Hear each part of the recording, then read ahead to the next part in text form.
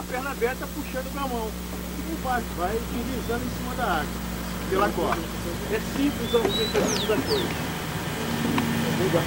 Marinho, tá pronto? Ô, Moisés, você quer tirar a peça? Eu já passo. Os últimos, né? Deixar ele passar agora lá, a gente já pega. Outra coisa é passar na corda aqui.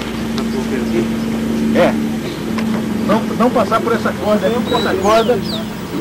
Tá levando o moleque que tá indo lá. Se segurar, o cara no meio.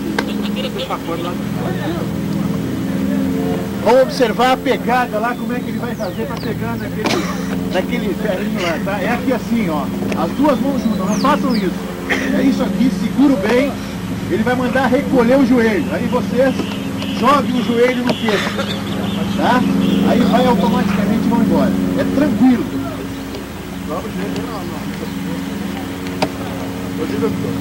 Olha a pegada na mão.